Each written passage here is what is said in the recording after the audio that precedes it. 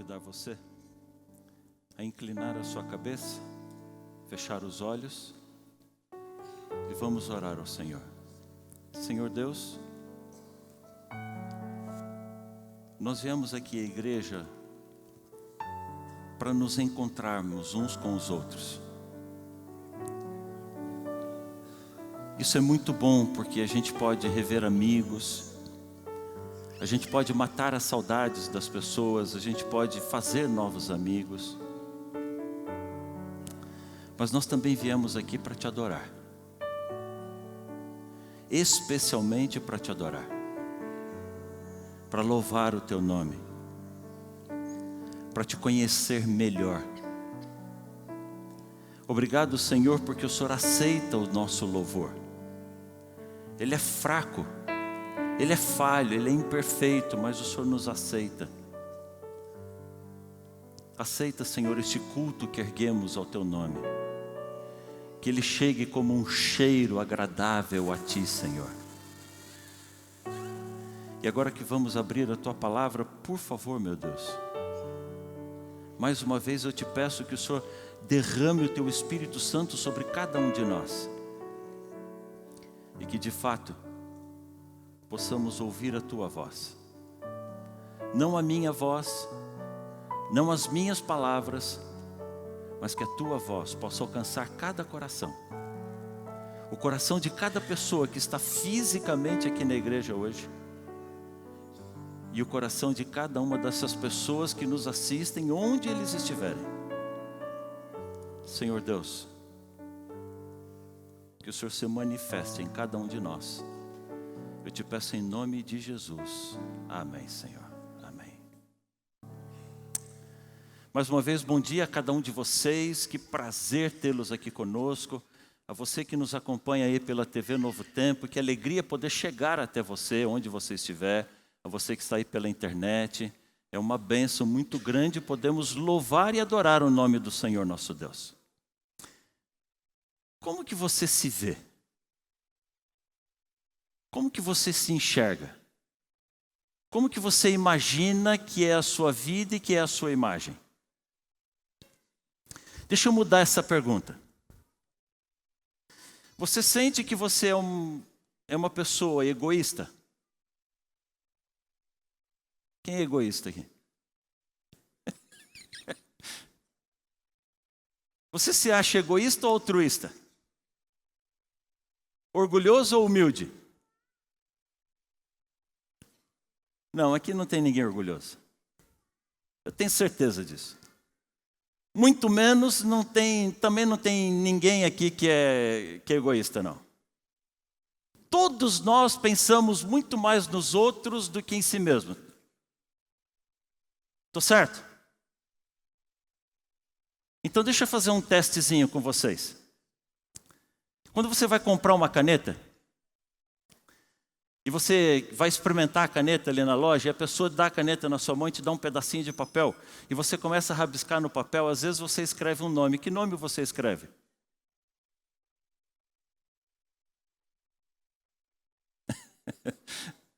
A maioria escreve seu próprio nome, né?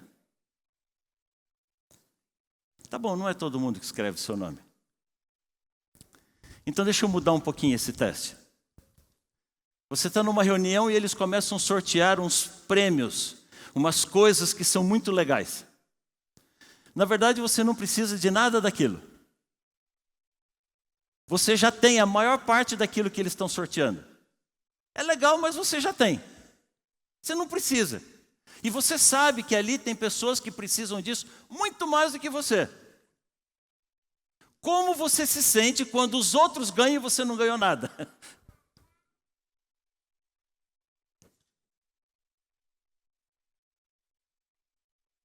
Percebe como a nossa percepção de mundo e de vida é diferente do que a gente mesmo imagina de si mesmo? Então eu vou fazer um último teste com você, tá bom? Quando você tira uma fotografia num grupo de pessoas, e a hora que você vai olhar aquela fotografia, quem é a pessoa que você procura nela? Aliás, qual é o seu conceito Qual é a maneira que você sabe dizer se aquela foto ficou boa ou ficou ruim?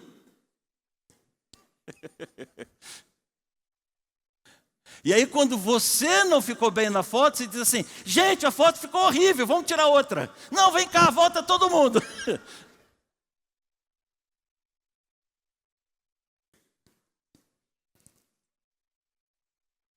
Você percebe como que a gente, querendo ou não, acaba pensando muito mais em si mesmo do que nos outros? A gente não faz isso por maldade. Mas desde quando entrou o pecado no mundo, nós nos tornamos egoístas. Nós passamos a pensar em si mesmo. Você olha para um bebezinho pequenininho, não é maldade do bebê. Não é que ele é maldoso. Mas quando o bebê está com fome, ele não quer saber se a mãe está de licença ainda ou se a mãe voltou a trabalhar. Ele não quer saber se a mãe está cansada ou se ela está com sono. Ele está com fome, ele abre o berreiro e quer comer na hora. Melhor ainda. Quando o bebê perde o sono. Ele não se contenta em ficar acordado sozinho. Está tudo bem com ele está alimentado, a fralda está limpa, está tudo certo. Mas ele chora e exige que alguém faça companhia para ele 3 horas da madrugada. Só porque naquela hora ele não quer dormir. Qual é uma das primeiras palavras que a gente aprende a falar quando é pequenininho? Meu. Meu, me dá. Aliás, a gente olha para crianças brincando ali. Tem 4 vezes mais brinquedos do que o número de crianças que estão ali. Mas se olha 2, 3, 4, os que estão ali estão todos disputando o mesmo brinquedo. Você fala, olha lá quanta coisa tem ali. Não, mas está todo mundo brigando porque quer aquele mesmo brinquedo. E briga, finalmente um vence e sai com o brinquedo. O outro sai murchinho, sem graça. Aí olha lá, até que ele acha alguma coisa legal e começa a brincar. Quando ele começa a brincar aqui, ele faz o quê? Larga o que ganhou e vem correndo para disputar esse daqui. Que loucura. Desculpa, eu não estou acabando com as crianças, não. Eu adoro criança. Eles não fazem isso por maldade. Mas isso fala para mim e para você de que desde quando entrou o pecado no mundo, nós passamos a ser egoístas. E a gente passa a vida inteira lutando contra essa natureza. E para completar, como se isso não bastasse, nós vivemos em uma sociedade que nos convida a pensar cada vez mais em si mesmo. O nosso contexto social nos puxa para isso. Você se candidata a uma vaga de trabalho numa empresa. Quantas pessoas estão disputando a mesma vaga contra você? Não é nem com você, contra você. Você está estudando para prestar o vestibular porque você quer uma vaga na universidade. Quanta gente está disputando a mesma vaga que você? O mundo é muito competitivo. Para todo lado que você olha, é uma competição, é uma concorrência enorme. Então você sai num sábado à noite para comer uma pizza com a família. Olha a infinidade de lugares que você tem para ir. Como é que você escolhe? Você quer o melhor. Ou seja, é tudo competição uns contra os outros. A nossa sociedade não nos ensina a lutar contra si mesmo. Não ensina você a trabalhar para superar as suas limitações. A gente é ensinado a derrotar os outros. No processo de seleção, na contratação de um funcionário para a empresa, o sujeito do RH diz assim: por que você merece essa vaga e não as outras pessoas que estão lá fora? O que ele quer ouvir de você? Porque eu sou melhor do que os outros. Você tem que provar que você é melhor do que todos os outros, por isso você merece a vaga.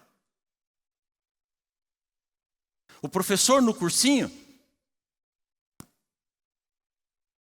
ensina cada aluno da classe a olhar os seus colegas de classe como sendo competidores. Ele olha para o aluno e diz assim: tá vendo essa gente aí? Está todo mundo querendo tomar tua vaga. Você vai deixar eles pegarem tua vaga? Você tem que ser melhor do que eles. A gente entra nesse embaralhado de competitividade, se sentindo na obrigação de provar que é melhor do que todo mundo. Então a pizzaria, para chamar você para dentro, coloca uma placa enorme lá na frente: a melhor pizza da cidade. Melhor na avaliação de quem? Quem disse que ela é melhor? Mas ele vai ter que dizer para você que ela é melhor. Aliás, tem a lanchonete que foi mais longe ainda: the best burger in the world.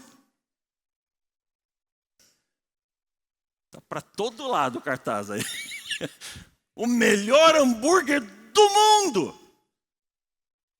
Melhor na avaliação de quem?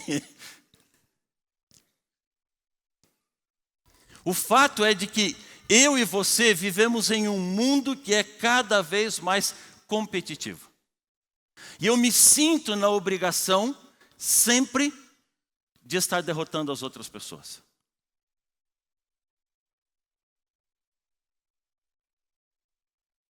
Por isso a gente vai se tornando cada vez mais egoísta.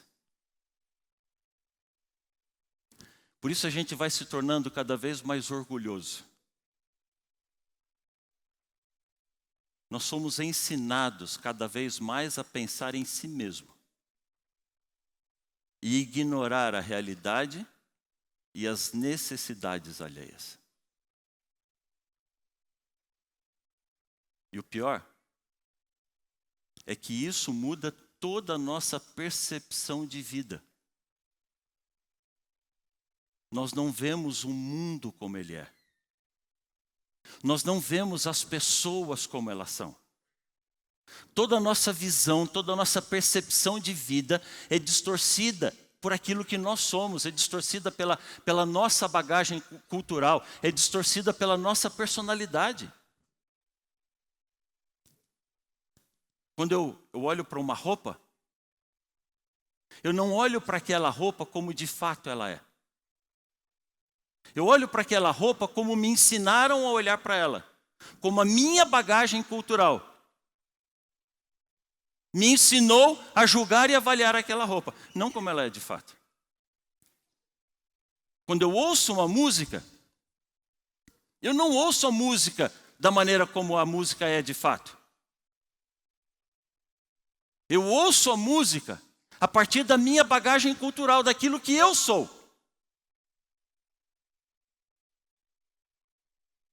Quando eu experimento uma comida, eu não experimento o sabor verdadeiro da comida. Eu vou experimentar carregado em cima de toda a minha bagagem, daquilo que me ensinaram a gostar ou não gostar. Ou seja, quando nós olhamos para uma pessoa, eu não vejo quem aquela pessoa de fato é. Eu vejo a pessoa com os meus olhos. Eu vejo a pessoa com os meus paradigmas. Eu vejo a pessoa com os meus julgamentos. Eu vejo a pessoa com os meus conceitos pré-concebidos, ou seja, com os meus pré-conceitos.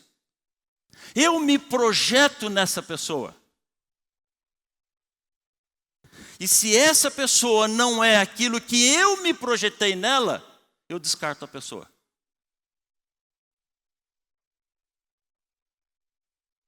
Ou seja, tudo tem a ver com a minha autoimagem. Tudo tem a ver com a maneira como eu olho para mim mesmo. Todo mundo que eu enxergo, todas as pessoas ao meu lado, eu vejo por mim mesmo, pela minha autoimagem. Por isso eu abri perguntando como você se vê. O problema não está no mundo. O problema não está nas pessoas. O problema não está na roupa, o problema não está na chuva. O problema não está no frio. O problema está comigo. Quando eu estou bem, tudo está bom. O dia é lindo, as pessoas são lindas. A chuva é romântica, o frio é aconchegante. As pessoas ao meu redor são maravilhosas. Tudo funciona bem. Quando eu não estou bem, o frio é deprimente. A chuva é horrível. Nenhuma roupa fica boa. As pessoas ao meu redor são terríveis. Ou seja, eu avalio tudo a partir do meu próprio ponto de vista. Eu enxergo a vida de acordo com aquilo que está dentro de mim. Então as pessoas não são como nós vemos. Nós é que vemos o mundo e as pessoas de maneira distorcida.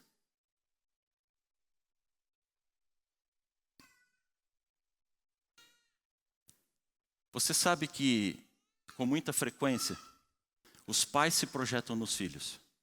Você sabe disso, né? Em geral, os pais cobram dos filhos sucesso acadêmico, sucesso profissional que normalmente eles mesmos não tiveram. Muitos pais desenham para os seus filhos, desde quando eles nasceram, como vai ser a vida deles, com que tipo de pessoa eles vão casar, qual vai ser a carreira profissional deles, em que cidade eles vão morar. Na verdade, a gente tem uma esperança, uma expectativa de que os nossos filhos consigam ser tudo aquilo que nós mesmos não fomos. Que eles consigam superar aquilo que nós não conseguimos superar. Mas da maneira como muitas vezes nos projetamos nos nossos filhos, assim também nós nos projetamos nas outras pessoas. No fundo, os nossos relacionamentos são um espelho. Eu me vejo nos outros. Eu me projeto nos outros. Eu me projeto nos meus colegas de trabalho. Eu me projeto nos meus colegas de classe. Eu me projeto nas pessoas do meu ciclo de convivência. Eu me projeto nas pessoas da igreja. E aí eu começo a esperar que eles sejam o que eu não sou.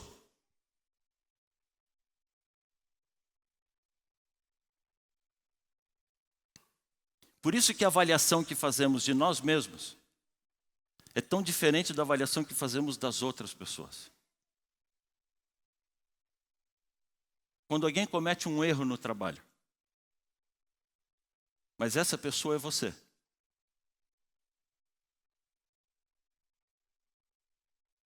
Alguém descobre que você cometeu um erro sério no trabalho.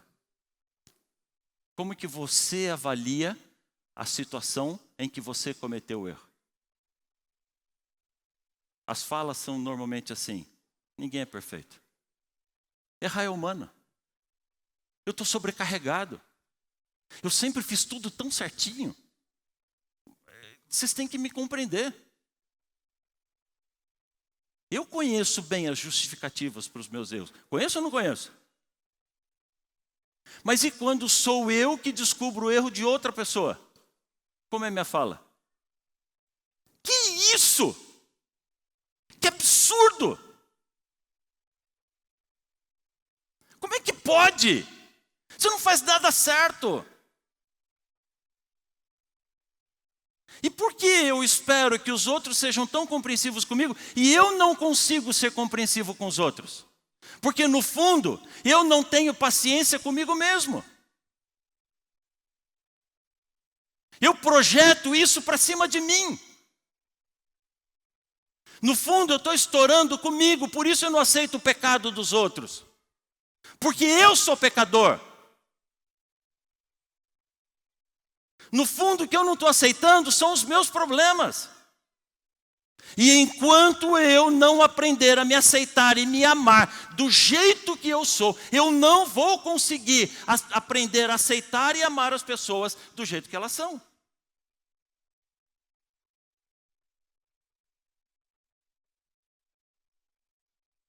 Qual é a imagem que você tem de si mesmo?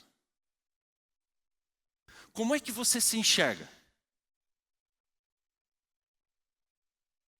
Dá uma olhadinha nessa gravura aqui.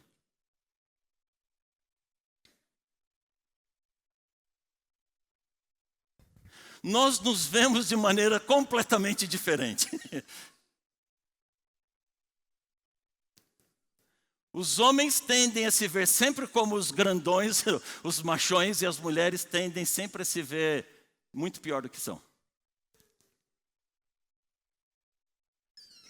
Mas embora nós tenhamos maneiras, naturalmente sejamos diferentes ao olhar para nós mesmos,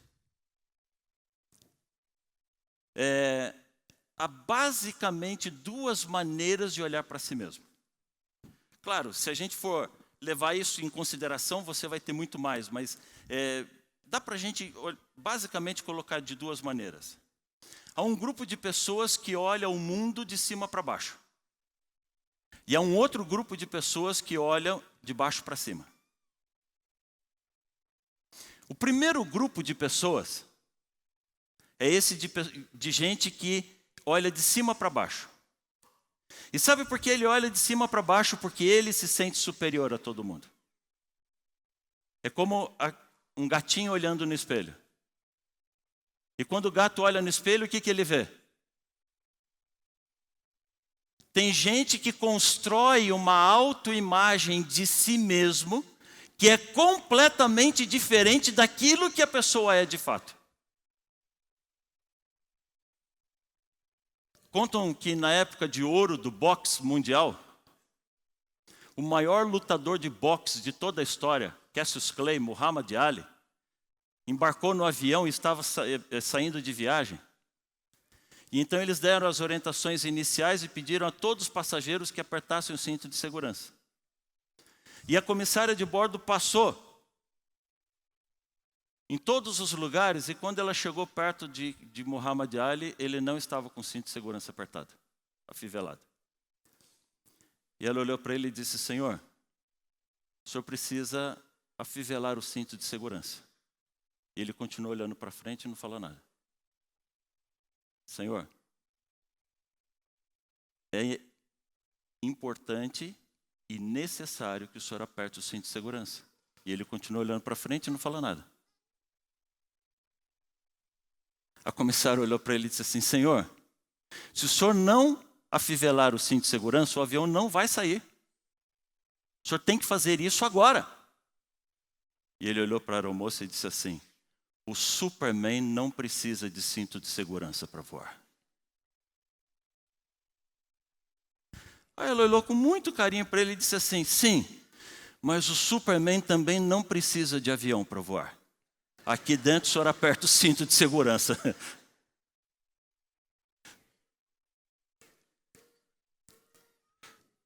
Como é difícil conseguir que algumas pessoas se enxerguem como são. Porque elas têm uma visão tão distorcida de si mesmas que elas não conseguem cair no mundo da realidade. Por isso essas pessoas olham o mundo de cima para baixo. Porque eles se sentem acima das pessoas, eles se sentem maiores, eles se sentem melhores, eles se sentem superiores a todo mundo. Então eles olham para os outros com desprezo. Você não merece o meu respeito, você não merece o meu amor, você não merece a minha consideração, porque você é muito inferior a mim. Eu tenho dó de você. Esse tipo de pessoa é quase impossível trazê-las de volta. A sua visão de mundo e que eles consigam ver a si mesmos como de fato eles são.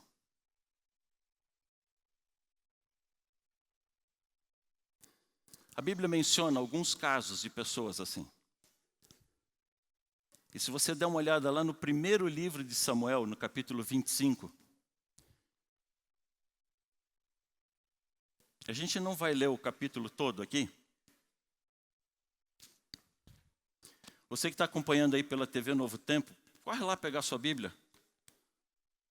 Pela internet, também vai lá buscar a Bíblia, dá tempo.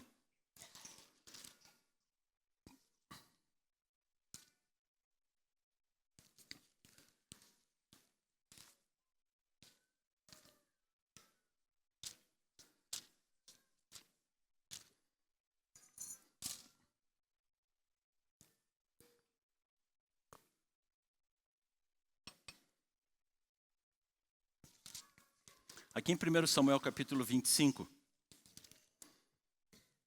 a Bíblia conta a história de um homem. Ela começa falando da morte de Samuel, mas logo a partir do verso 2, diz que havia um homem em Maom que tinha suas possessões no Carmelo, e esse homem era muito rico. O verso 3 dá o nome desse homem. Como era o nome dele? Nabal. Nabal, a esposa dele, Abigail. Nabal era um homem muito rico, mas muito fechado em si mesmo. Muito amante de si mesmo. Tinha uma visão de mundo, onde o mundo só existia ao redor dele. A visão que Nabal tinha é de que todas as pessoas que existiam no mundo estavam ali para servi-lo. E deixa eu perguntar para você. Você acha que essa é uma boa maneira de enxergar a vida, sim ou não? Isso é saudável para as pessoas que estão ao redor dele? Isso não é saudável nem para a pessoa. Eu chamo esse tipo de pessoa de buraco negro de felicidade. Ele se julga tão grande que não há absolutamente nada no mundo que consiga suprir sua carência e fazê-lo feliz. Mas como seu ego é grande demais, além dele não ser feliz, ele consegue absorver a felicidade de todas as pessoas que estão ao redor dele. A Bíblia diz que Abigail foi feliz. Foi ou não foi? Mas infelizmente ela só foi feliz depois que ele partiu.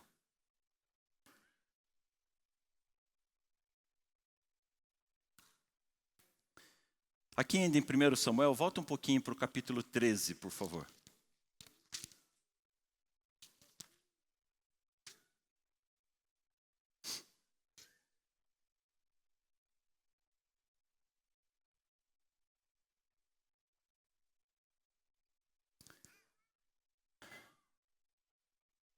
Há um outro personagem que tinha uma imagem muito distorcida de si mesmo.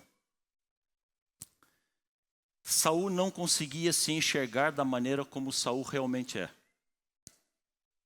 E o que me chama a atenção é que Saul tinha um potencial pessoal muito grande. Ele era grande, ele era forte, ele era inteligente, ele era capaz. Mas aqui em 1 Samuel capítulo 13, a partir do verso 5, a Bíblia diz que os filisteus se reuniram para guerrear contra Israel. 30.000 carros, 6.000 cavaleiros e povo em multidão como areia que está à beira-mar. E eles subiram e acamparam em Micmas. Verso 6, vendo isto, pois, os homens de Israel estavam em apuros, e eles sentiram medo, e esconderam-se pelas cavernas, pelos buracos, pelos penhascos, pelos túmulos e pelas cisternas. Saul era um homem grande, Saul era um homem forte, Saul era um homem inteligente, mas era um homem medroso. E como ele tinha uma imagem muito errada a respeito de si mesmo, ele também tinha imagem e visão errada a respeito de todas as pessoas que estavam ao lado dele.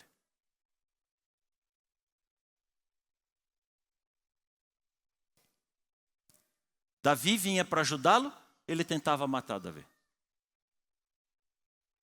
Esse sujeito medroso que você vê aqui, se escondendo em cavernas, se escondendo no palácio, quando Deus deu a vitória para ele, sabe o que ele fez? Olha no capítulo 15.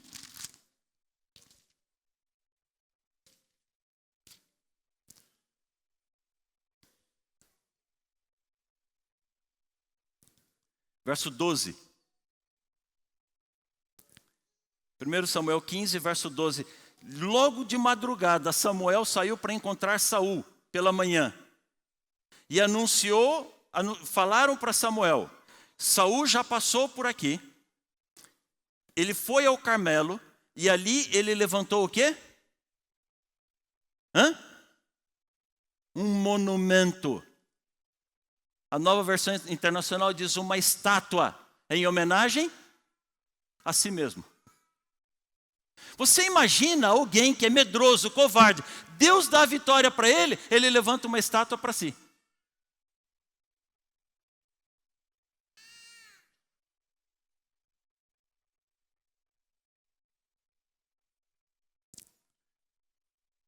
Mas o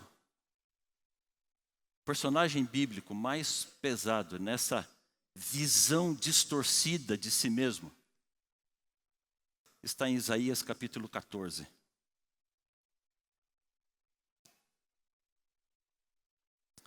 Você pode ler Ezequiel 28 também, que complementa isso. Mas aqui nós vamos ler Isaías capítulo 14.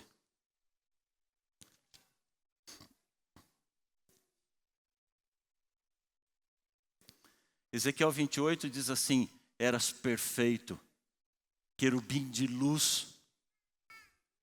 E aqui em Isaías 14, verso 13, conta assim, você dizia no seu coração, eu subirei ao céu, acima das estrelas de Deus. Eu exaltarei o meu trono, e no monte da congregação eu me assentarei nas extremidades do norte.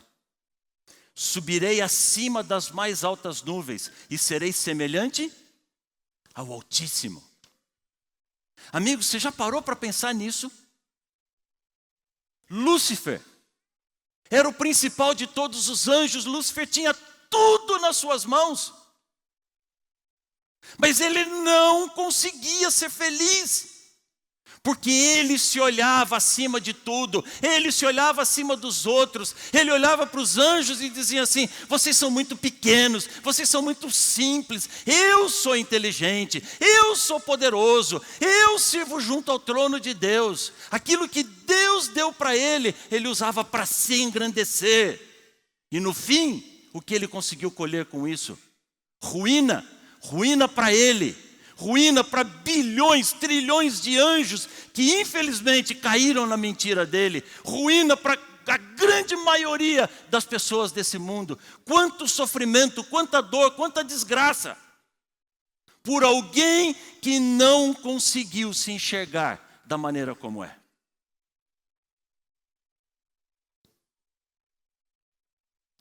Por favor, amigos. Eu não estou dizendo nada disso daqui para você julgar ninguém. Eu não estou mostrando nada disso daqui para você olhar para alguém e falar assim, é bem que o pastor falou, ó como tem gente egocêntrica aqui.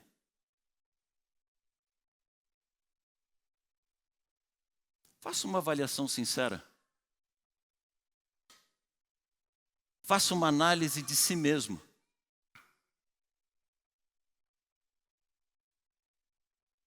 Será que eu tenho olhado para mim mesmo como estando acima das pessoas? Será que eu sou um gatinho me enxergando como um leão? Será que eu tenho visto o mundo de cima para baixo?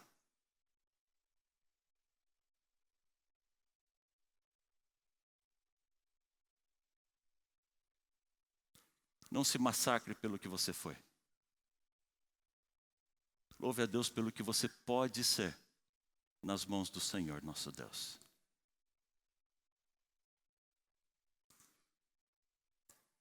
Mas nem todas as pessoas enxergam o mundo de cima para baixo. Graças a Deus, né? O problema é que o outro grupo de pessoas também não enxerga no plano correto. Normalmente, quem não enxerga o mundo de cima para baixo, enxerga o mundo de baixo para cima. E essas são as pessoas que se veem menores do que elas são de fato. São pessoas que se enxergam assim, olha. Parece que todo mundo é grande, só eu sou pequeno. Parece que todo mundo consegue, só eu não consigo. Parece que todo mundo tem chance, só eu não tenho chance. A grande maioria das pessoas são águias. Mas são águias com síndrome de galinha.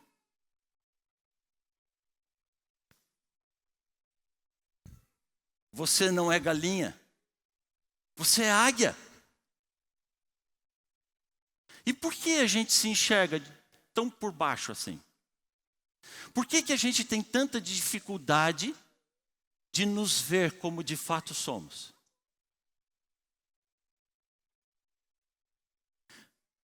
Vocês já viram pessoas que sofrem de anorexia? Sabe por que essas pessoas têm esse distúrbio alimentar? Porque eles não conseguem se ver como são. Essas pessoas se veem assim no espelho.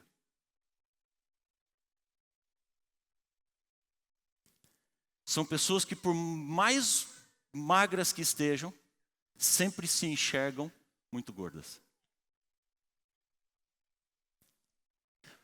A minha distorção, a sua distorção pode não necessariamente ser essa. Mas a maioria de nós se vê diferente daquilo que realmente é. E se vê muito pior daquilo que é. Os narcisistas, eles criticam as outras pessoas porque eles enxergam os outros todos inferiores a si mesmo. Mas essas pessoas que olham o mundo de baixo para cima, essas pessoas que se sentem menores, fracas, frágeis, inferiores a todo mundo, também criticam os outros porque se projetam nos outros. E eles entendem que assim como eles não têm capacidade, os outros também não têm capacidade. Assim como eles se veem de maneira negativa, eles aprendem a ver os outros e avaliar os outros também de maneira negativa. E o personagem bíblico que me veio à mente, quando eu pensei nesse tipo de situação, foi Elias. Dá uma olhadinha no primeiro livro dos Reis. Primeiro livro dos Reis, capítulo 18. Aqui tem uma das histórias mais fascinantes da Bíblia.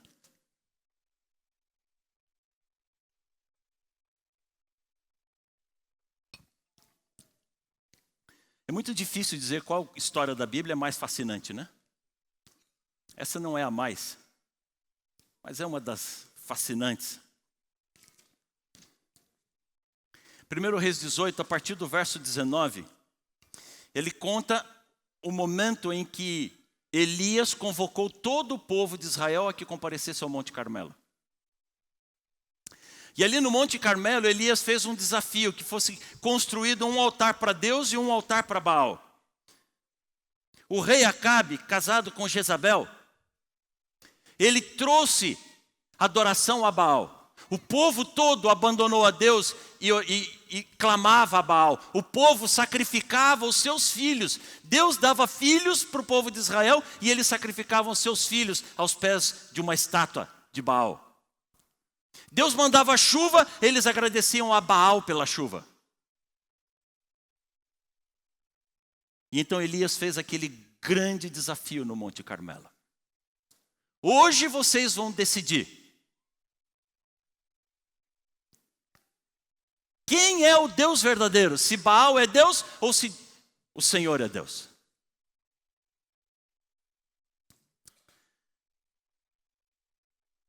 Amigos, ali no Monte Carmelo, Deus operou maravilhas espetaculares. E Elias, em nome do Senhor, foi muito vitorioso ali. Foi ou não foi? Aliás, se você ler o último versículo do capítulo 18,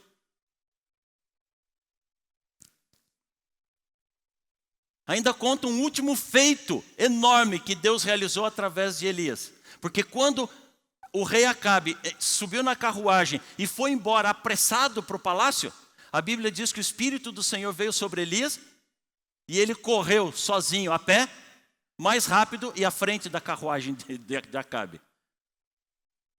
Olha tudo que Deus fez por Elias. E aí quando vem o verso 19, o capítulo 19, a Bíblia diz que quando Jezabel soube, ela ameaçou Elias. E Elias, que entendeu tudo que Deus podia fazer, ao invés de confiar em Deus, o que a Bíblia diz que ele teve? Medo. Capítulo 19, verso 3, temendo de medo, Elias então levantou e foi salvar sua vida, e foi embora para Berseba.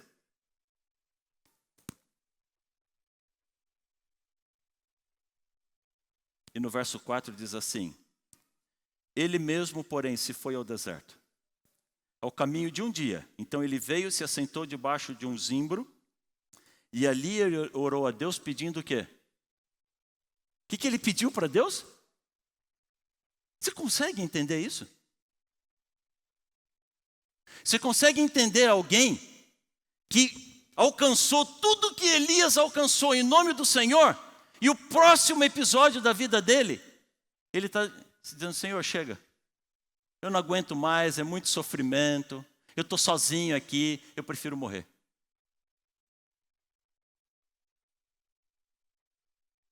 Olha a imagem que Elias tem de si mesmo. Olha a maneira como ele se enxergava.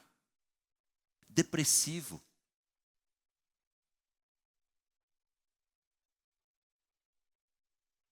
Frágil. No verso 8, a Bíblia diz, se você ler o que eu pulei aqui, Deus mandou um corvo, Deus mandou comida, Deus mandou água. Deus supriu tão bem as necessidades, ao invés de dar morte para Elias, Deus deu vida. A Bíblia diz que com a força daquela comida ele se levantou e caminhou quanto? 40 dias, de tão alimentado que ele estava. E depois que Deus cuidou dele, verso 8, levantou-se, pois, comeu, bebeu, com a força daquela comida, caminhou 40 dias, 40 noites, e chegou a Horebe, o monte de Deus. E ali no monte de Deus, o que foi que ele fez?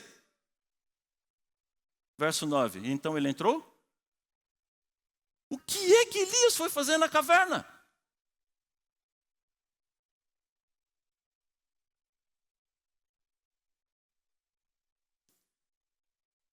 Quantas e quantas vezes eu e você não fugimos de Deus? Quantas e quantas vezes eu e você não fugimos da vida? Quantas e quantas vezes eu e você não fugimos das pessoas? Começamos a buscar subterfúgios, a nos esconder, a nos derrubar, a nos jogar para baixo. Medo, insegurança, comparação com a situação dos outros, com a vida dos outros, tudo isso nos joga no calabouço da vida. Então vem as cobranças sociais. A cobrança dessa nossa sociedade que diz que você tem que estar sempre bem, você tem que estar sempre sorrindo, porque todo mundo posta isso no Facebook, todo mundo posta isso no Instagram, Todo mundo manda fotos de WhatsApp para você, dizendo, olha o restaurante que eu estou, olha a comida que eu estou comendo, olha o lugar onde eu estou viajando, olha tudo que eu estou fazendo. E você diz assim, só eu estou ruim, só eu estou sofrendo, só eu estou mal. A gente cede a essas cobranças, vem as pressões da vida. E chega um ponto que você começa a imaginar que se tem 2, 3 pessoas conversando, estão falando de quem? Se tem gente rindo lá no canto, estão rindo de quem? Será que você já chegou nesse ponto? De achar que só falam mal de você?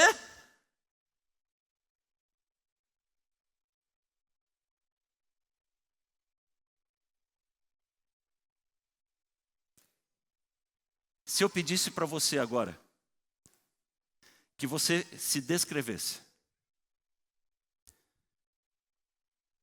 Feche os seus olhos e conta para mim como você é. Você acha que você faria uma descrição melhor ou pior daquilo que você é de fato?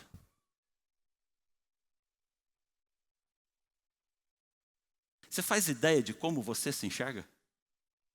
Você faz ideia de como a maneira como você se vê é tão diferente da maneira como você é de fato? Ou como eu vejo você? Uma empresa de cosméticos decidiu fazer esse teste. Então eles pegaram um desenhista forense. Um homem que trabalhou por décadas no FBI, fazendo retratos falados. E esse desenhista ficava separado da pessoa por uma cortina. Então a pessoa vinha, o desenhista não via a pessoa, não sabia como ela era, e ela começava a se descrever como era. Aquela pessoa saía, o desenhista, sem olhar para ela, ficava parado e agora vinha um estranho, um desconhecido, que conversou com aquela pessoa por uns 4, 5 minutinhos. E esse estranho descrevia a mesma pessoa para o desenhista. Vocês acham que os desenhos eram parecidos ou diferentes? O vídeo é legendado, mas acho que dá para você acompanhar. Dá uma olhadinha nisso daqui. I'm a forensic artist. Worked for the San Jose Police Department from 1995 to 2011. I showed up to a place I'd never been, and there was a guy with a drafting board. We couldn't see them, they couldn't see us. Tell me about your hair. I didn't know what he was doing, but then I could tell after several questions that he was drawing me. Tell me about your chin. It kind of protrudes a little bit, especially when I smile. Your jaw. My mom told me I had a big jaw. What would be your most prominent feature? Kind of have a fat, rounder face.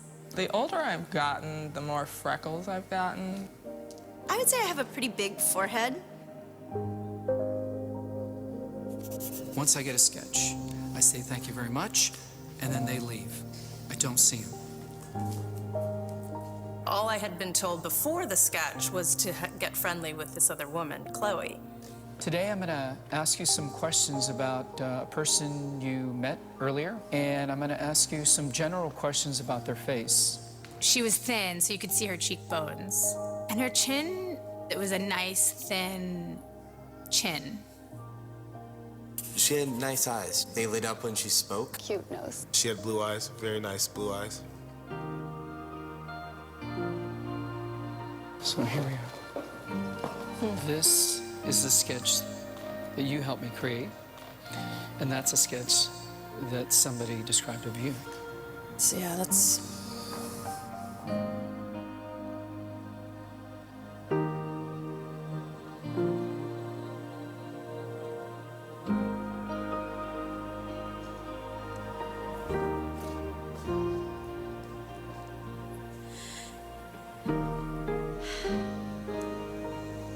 She looks closed off and fatter. looks sadder too. The second one looks more open, friendly, and happy. I should be more grateful of my natural beauty. It impacts the choices and the friends that we make, the jobs we apply for, how we treat our children. It impacts everything.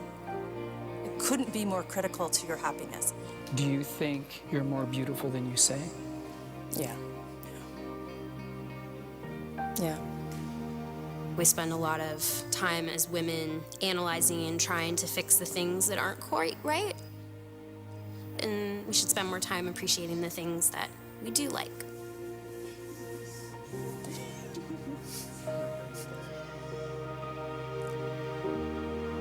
Eu não sei se você conseguiu ler toda a legenda, mas eu acho que você entendeu bem o que aconteceu ali. E dá nitidamente para você ver a diferença entre o quadro que a pessoa descreve a si mesma e a maneira como as outras pessoas a descrevem. A pergunta que o desenhista fez a todas elas no final: você acha que você é mais bonita do que você imaginava? E todas ficaram surpresas. E uma disse assim: a gente gasta muito tempo tentando corrigir as coisas que já estão boas.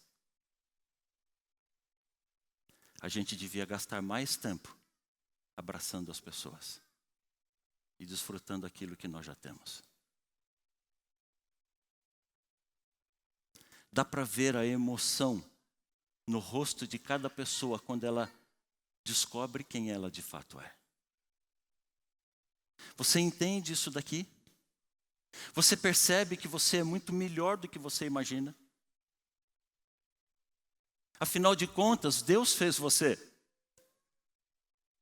E Deus criou você da maneira como você é. Eu e você somos feitos à imagem e semelhança de Deus. E então Deus não pede que você ame aos outros menos do que você ama a si mesmo.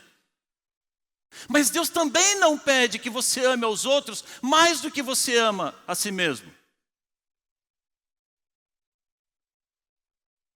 Eu ouvi uma frase, alguém disse assim: humildade não é pensar que eu sou menos do que os outros. Humildade é pensar menos a respeito de mim mesmo. Só isso. Entenda a pessoa que você é. Aceite a pessoa que você é. Ame a pessoa que você é. E então você vai entender, aceitar e amar as outras pessoas ao seu redor. Porque enquanto você não se entender consigo mesmo, não tem como você se entender com os outros.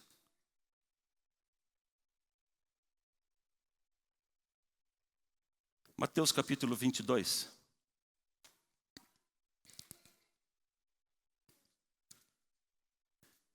Jesus nos dá um mandamento. O que é um mandamento? Qual é a diferença entre conselho e mandamento?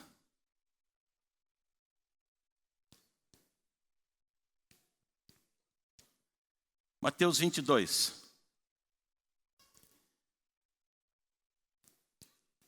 No verso 36, alguém perguntou assim: mestre, qual é o grande mandamento da tua lei? E ele disse então no verso 37, Mateus 22, 37, amarás o teu Deus de todo o teu coração, de toda tua alma. Esse é o primeiro grande mandamento. E o segundo, semelhante a este, ou seja, tão importante quanto o primeiro, tão importante quanto amar a Deus. Você entende isso daqui? Você entende que é um mandamento tão importante quanto amar a Deus, semelhante ao primeiro. Qual é o segundo? Amarás o teu próximo? Filho, não adianta amar a Deus se você vive brigando com todo mundo. Não adianta amar a Deus se o mundo está em confusão contra você. Não adianta amar a Deus se você pisa em cima dos outros. Não adianta amar a Deus se você sente o mundo pisando em cima de você. Ele não diz ama os outros mais do que a si mesmo. Anule-se a si mesmo. Ele diz ama o teu próximo como a ti mesmo. Nem mais, nem menos.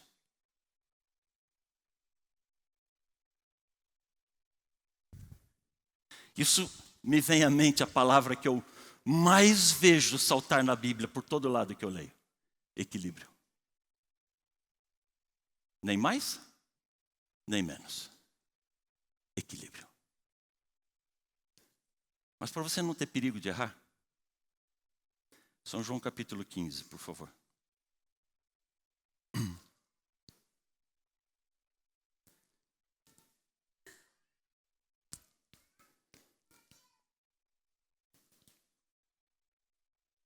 João capítulo 15, por favor. Verso 12. E o meu?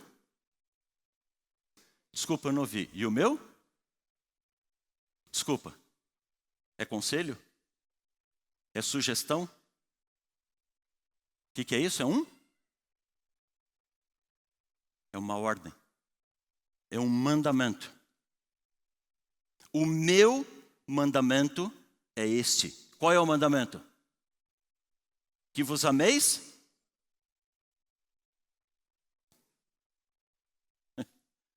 Olha para essa pessoa do teu lado e diz assim, eu amo você. Vai, não olha para mim não, olha para quem está do teu lado. Olha para trás de você. Olha para alguém que você nunca viu na sua vida. Que você não sabe o nome e diz assim, eu amo você. É maravilhoso amar você. Deus me mandou amar você.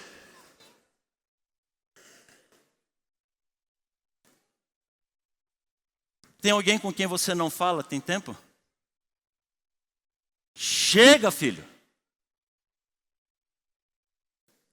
As coisas não estão bem resolvidas dentro de casa, chega. Tem alguém da sua família, um irmão, um pai, um tio, com quem você não se dá bem, chega.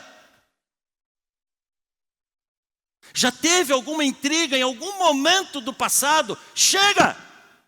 Por quanto tempo você vai continuar arrastando essa porcaria dessa âncora que te impede de seguir em frente? Joga fora!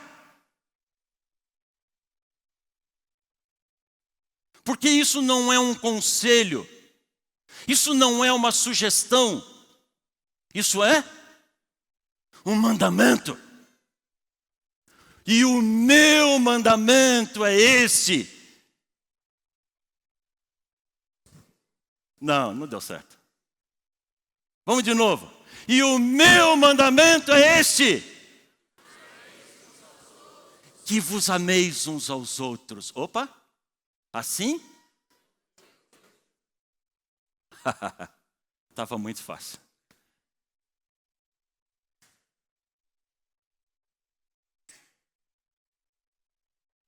É fácil olhar para Jesus na cruz, orando pelos soldados que o estavam crucificando. Mas é difícil aceitar o perdão de Deus sobre aquela pessoa que me fez tanto mal.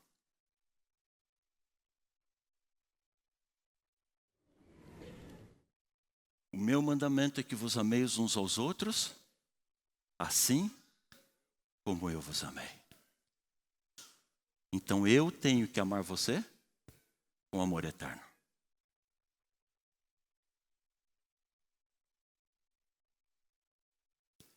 Agora você vai pensar na pessoa que mais te magoou na vida. E vai dizer assim, eu amo você com amor eterno. Porque isso é mandamento. Não para você sofrer, é para você parar de sofrer. É para você virar a página da tua vida. Eu preciso amar você com amor eterno. E se eu devo amar você com amor eterno, qual é a medida que eu devo amar a mim mesmo? Com a mesma medida. Não é nem mais e nem menos. Então eu devo amar a mim mesmo com amor eterno.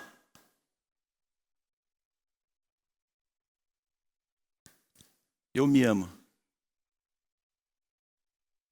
Porque eu sei o que Cristo fez por mim. Eu me amo. Porque eu sei o valor que Deus dá para mim. Eu não sou perfeito. Eu não sou justo. Eu não sou correto. Eu sou um miserável, desgraçado pecador. E eu vou passar a minha vida inteirinha lutando contra os meus defeitos. E Deus tem me dado forças. Deus tem me dado condições para superar as minhas falhas. Para crescer. Eu estou muito longe, mas muito longe de ser perfeito. E não serei em nenhum momento aqui nessa terra. Mas quando eu olho para quem eu já fui, quando eu olho para a quantidade de pessoas a quem eu já frustrei, a quem eu já magoei, quando eu olho para minha esposa e quantas vezes eu a fiz chorar sem querer, eu consigo olhar para hoje e dizer assim, eu estou longe de ser quem eu gostaria de ser, mas eu já posso agradecer a Deus pelo que Ele já fez na minha vida. Então eu me amo. Gordinho, meio manco,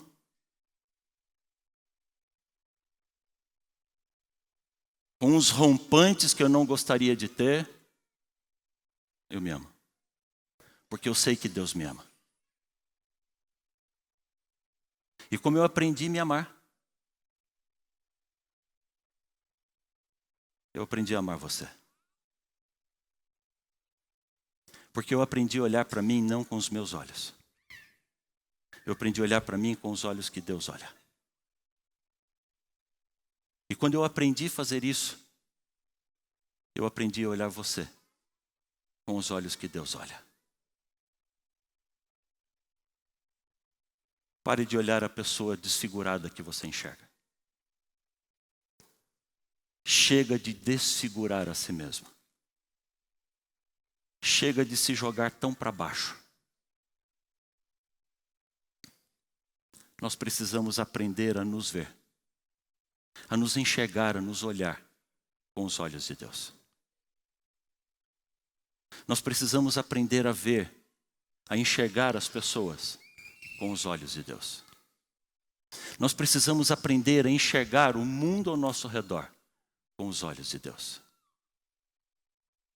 E se você permitir que Deus tome conta da sua vida, se você permitir que Deus tome conta da sua mente, se você permitir que Deus tome conta do seu coração, se você parar de vir à igreja 1, 2, 3 vezes por semana e de fato se tornar um discípulo do Senhor, tendo uma vida, uma jornada ao lado dele, caminhando e conhecendo cada vez mais esse Deus maravilhoso que está aqui, você vai ver como Deus vai transformar você. E a imagem que você tem a respeito de si mesmo, eu tenho certeza que vai mudar. Porque nunca mais você vai conseguir olhar as pessoas de cima para baixo. E nunca mais você vai conseguir olhar as pessoas de baixo para cima.